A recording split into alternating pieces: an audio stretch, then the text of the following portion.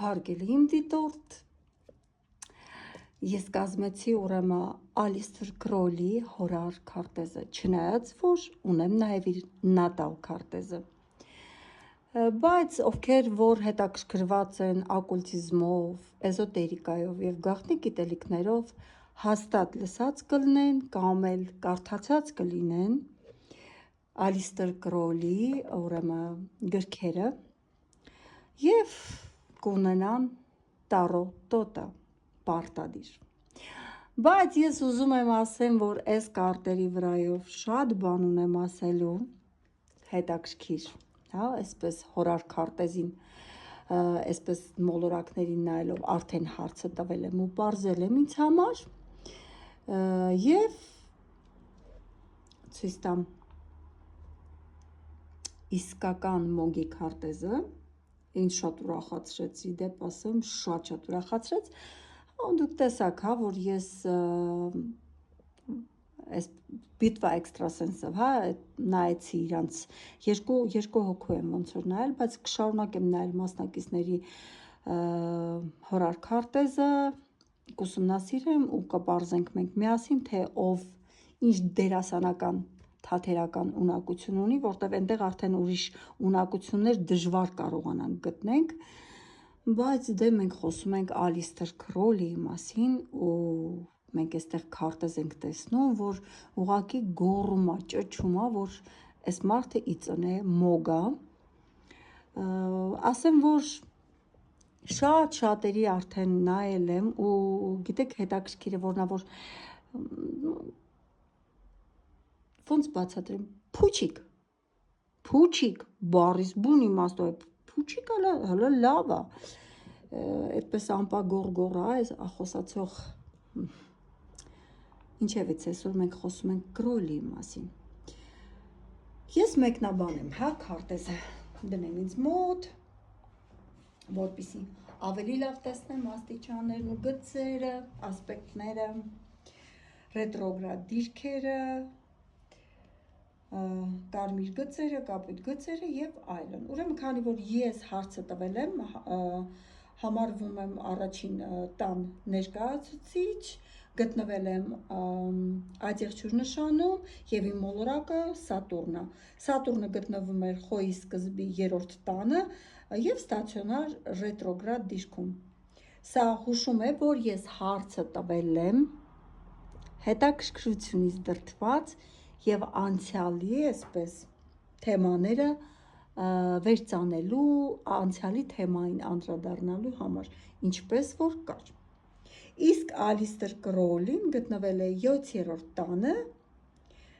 եւ նրան նայում ենք ուրեմն 7-րդ տան միջոցով, որի կուսպիդը խեցգետնում է, ուստի Քրոլի անձը ներկայացնում է լուսին մոլորակը։ Եվ նրա մոգական ուժը 7-րդ տանից 8-րդ տուն, աստղագուշակության եւ մոգությունը, գաղտնի ուժերը եւ էզոտերիկան պատկանում են 8-րդ տանը, Քրոլի սեփական մոգական ուժը հասկանալու համար մեզ պետք էր իր 7-րդ տնից հաշվենք 8-րդ տուն եւ դա ընկավ մեր մոտ ջրոս կենթանակերպի նշանի մեջ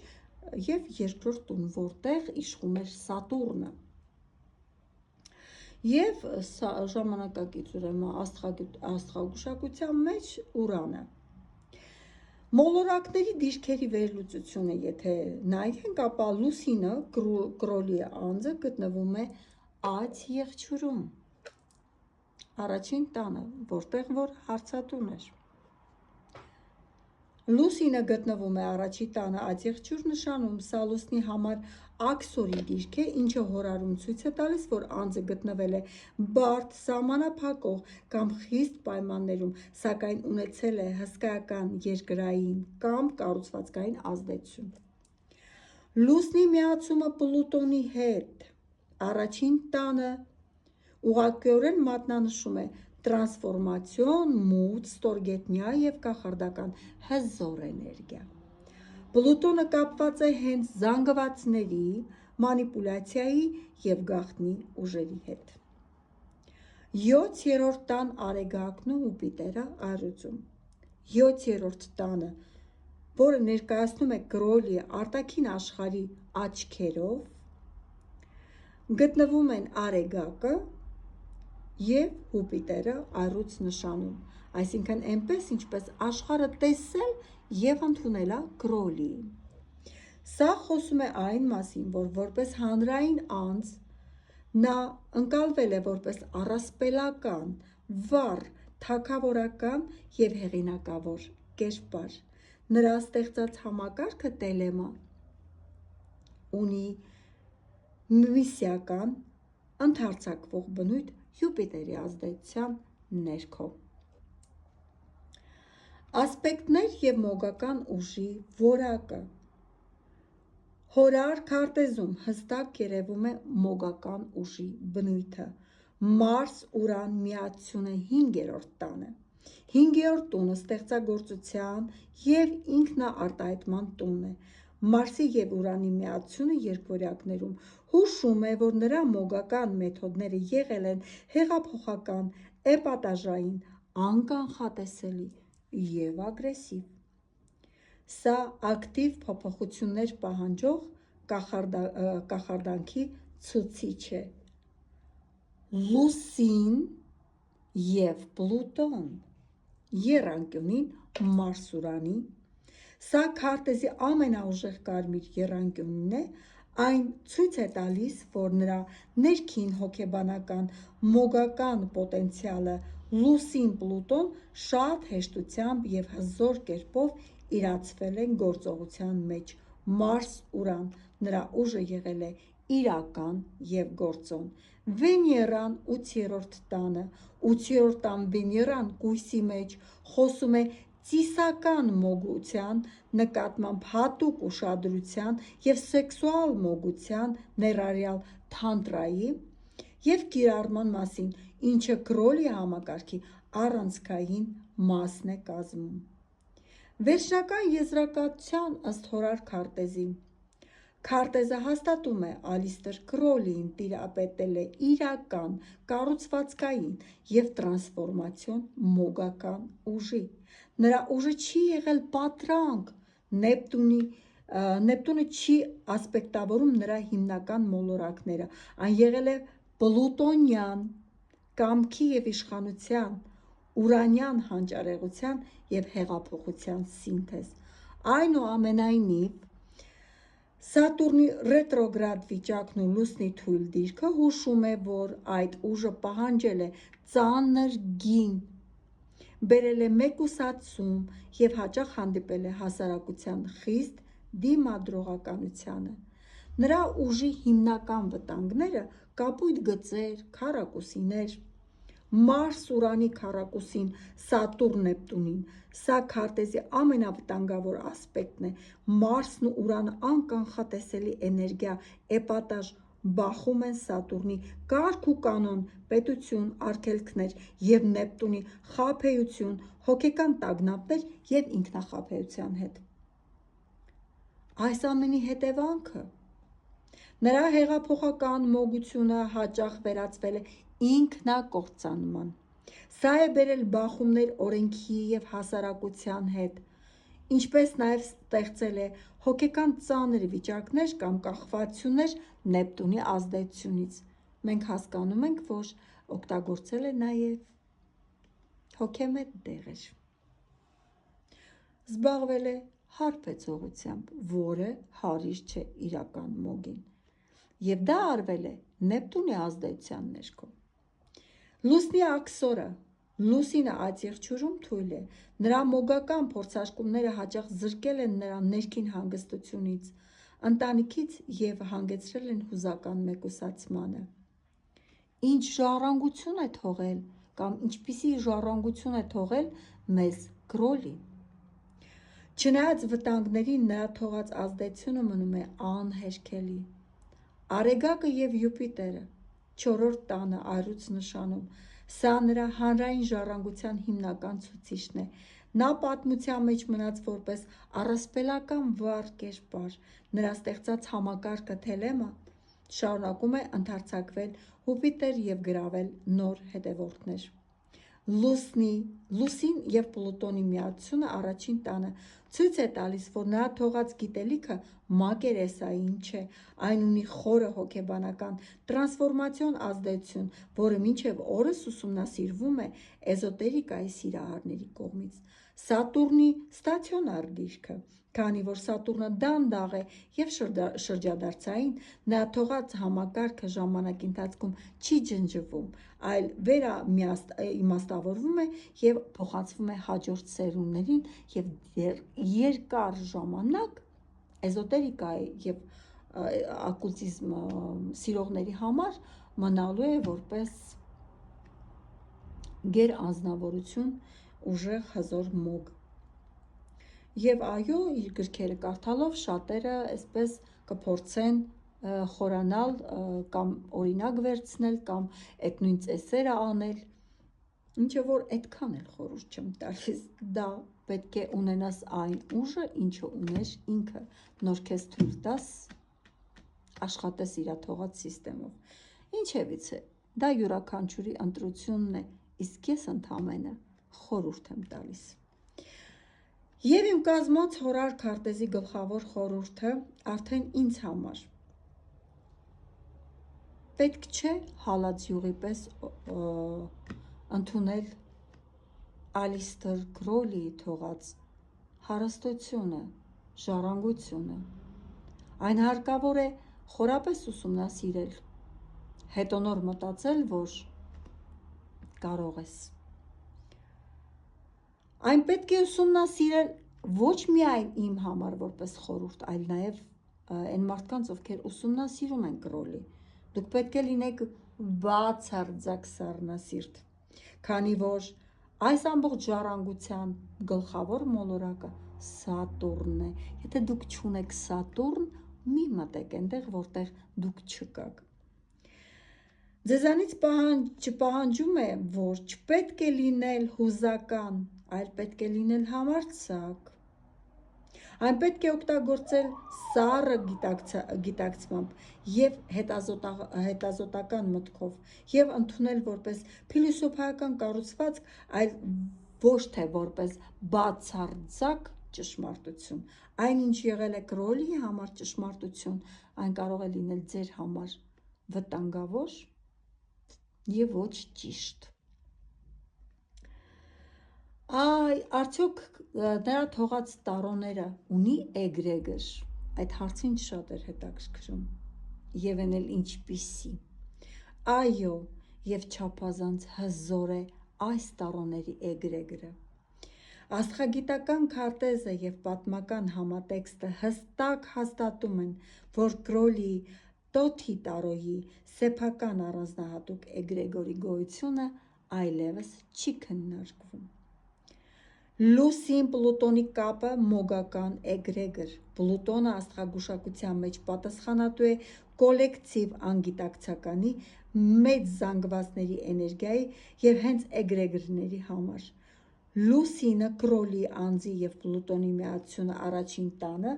ցույց է տալիս, որ նրա ստեղծած գործիքները, այդ թվում տարոյի տախտակները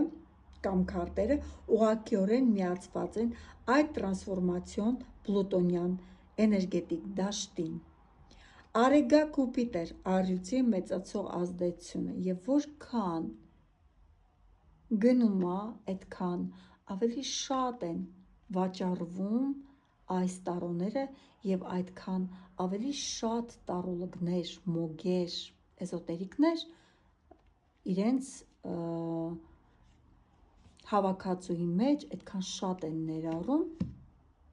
Քրոլիի տարոները։ Եվ դրա ազդեցությունը Յուպիտեր մոլորակի ազդեցությունն է, որը գտնվում էր կենդանակերպի առյուծ նշանում։ Տոթի տարոյի էգրեգորի առանձնահատկությունը, ի տարբերություն ավանդական Ռայդերի կարտերի, որոնք ավելի էգրեգորի առումով չեզոք են և հասանելի են բոլորին, Քրոլիի Տոթի տարոն հագեցած է կոնկրետ կաբալիստիկական, ալքիմիական և աստղագիտական սիմվոլիզմով։ Այդ պատճառով նրա էգրեգրը բավականին խիստ է, պահանջկոտ և ինտելեկտուալ։ Այն չի սիրում մակերեսային հարցեր, պահանջում է խորը և ներթափանցող։ Ինչպես է պետք աշխատել այս տարոների հետ։ Մարս Ուրանի միացությունը Տոթի տարոյի հետ աշխատելիս անհրաժեշտ է պահպանել էներգետիկ և հոգեբանական անվտանգության բոլոր կանոնները։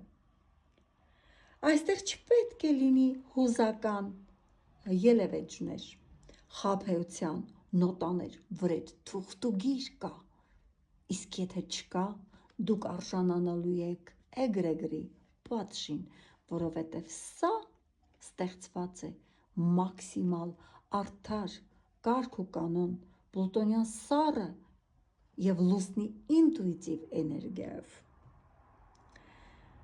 Այն չպետք է օգտագործել կենցաղային հարցերում։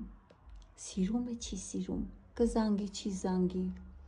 ցանկությունդ կկատարվի, թե չի կատարվի, կամ ընդհանուր կանխատեսման ժամանակ ձեր վրա թուղթուգիր կա, թե չկա, կամ խորհուրդ տարոներից։ Սա ուրիշ աշխատանքի համար է։ Այստեղ պետք է տրվի տրանսֆորմացիոն, հոգեբանական և ճակատագրական հարցեր։ Հարցերը պետք է լինեն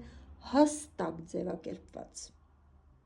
և պետք է ուշադրություն դարձնել ինֆորմացիոն նշաններին և սիմվոլիկաներին։ Եթե չգիտեք սիմվոլիկաներ,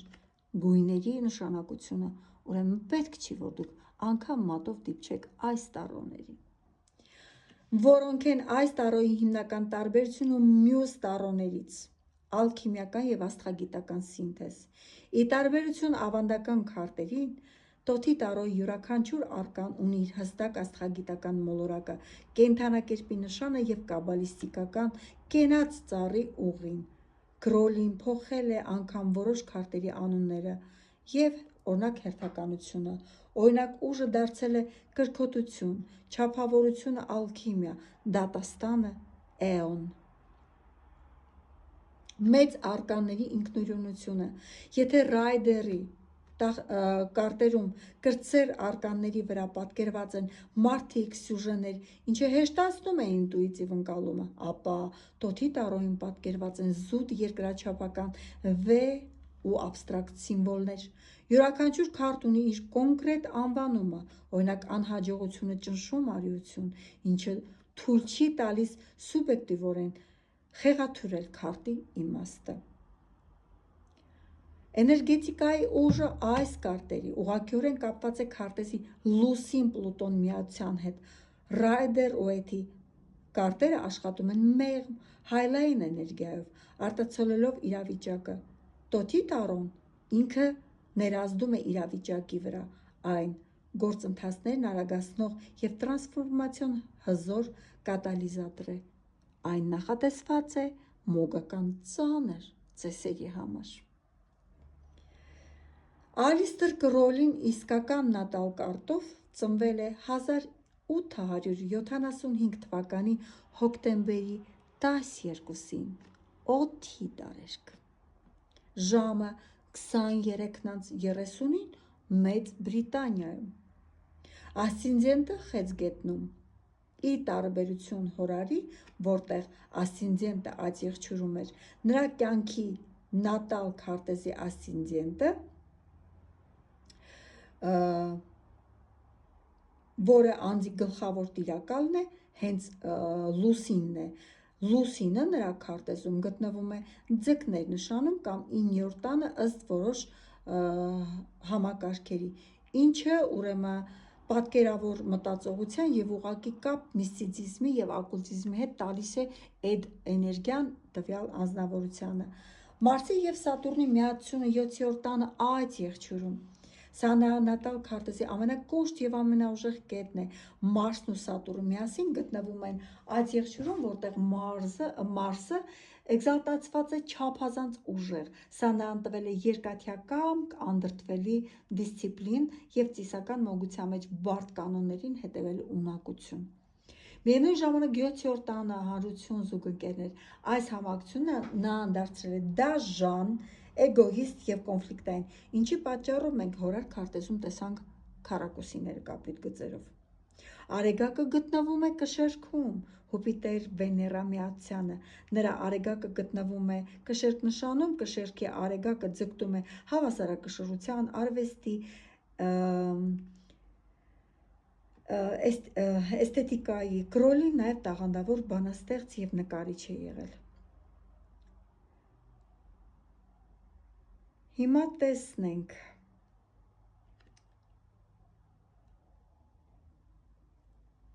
Այստեղ տեսեք ինչու համար է համնատալ քարտը, համ հորար քարտը այդքան նման իրար։ Իմ ուղարկած հորար քարտեզում Արեգակն ու Հուպիտերը գտնվում են այրուցի մեջ 7-րդ տանը, ինչը ներկայացնում է Կրոլիին։ Նրա իրական նատալ քարտեզում նույնպես Հուպիտերը հզոր դեր ունի։ Եվ իհարկե Եվ քանի որ Ալիստեր Քրոլին ինքը մրեջ չէ, ուստի ես նաև հորար քարտեզով փորձեցի գտնել իր հոգին, հիմա ինչ վիճակում է գտնվում։ Այս պահին Ալիստեր Քրոլի հոգին գտնվում է ներքին վերափոխման, խիստ կարգապահության եւ կայուն էներգետիկայի կենտրոնացման վիճակում։ Բարձրագույն կամք եւ հոգեվոր հասունություն։ Քարտեզում նրա հոգեվոր էությունը ներկայացնում է բարձրագույն մոլորակները, Արեգակն ու Յուպիտերը գտնվում են այրուցի նշանում 7-րդ տանը։ Սա ցույց է տալիս, որ նրա հոգին չի կորցրել իր կենտրոնական, արքայական եւ առաջնորդող հզորությունը։ Նա հոգեվոր աշխարհում զբաղեցնում է հստակ, հեղինակավոր ուսուցանող դիրք, այն հասել է մի մակարդակի, որտեղ հստակ գիտակցում է իր երկրային առաքելության արդյունքները։ Մոգական ազդեցության շարունակությունը նրա հոգին դեռևս ակտիվորեն կապված է մեր իրականության հետ Լուսին Պլուտոն միացան միջոցով։ Նա չի հեռացել լռության կամ մոռացության տիրույթ, այլ գտնվում է էներգետիկ բարձր խտության դաշտում։ Սա նշանակում է, որ նրա հոգևոր ներկայությունն դեռևս աշխատում է եւ արձագանքում է միստիկներին ու պրակտիկներին, ովքեր օգտագործում են իր թողած գիտելիքն ու տարոյի համակարգը։ Դե մարդը չի մահացել կամ չի մահանում, քանի դեռ իրան հիշող կա։ Ներդաշնակ կապը հոգու եւ այժմյան մարդկանց հետ։ Սա է հուշում նրա Մարս Ուրանի, Լուսնի եւ Կարմիր եռանկյան կապը։ Այն բաց է ինֆորմացիայի փոխանցման, հայտնությունների եւ մտքի փայլատակումների համար։ Նրա հոգին գտնվում է մի վիճակում, որտեղ պատրաստ է ուղղորդել եւ տրանսֆորմացիոն ուժ փոխանցել նրանց, ովքեր պատրաստ են հասկանալ իր թողած ժառանգությունը, փիլիսոփայությունը եւ ներթափանցեն առանց վախի, առանց ինքնակործանման դեպի այդ թողած ժառանգություն։ Դե ինչ հարգելի իմ դիտորդ, սա էլ Ալիստեր Քրոլի մոգական ուժի, իր թողած գիտելիքի, իր թողած տարոների եւ այն իրականությանը, որի մեջ ինքը ծնվել, ապրել, ստեղծագործել եւ մեծ ժառանգություն է թողել մոգերին։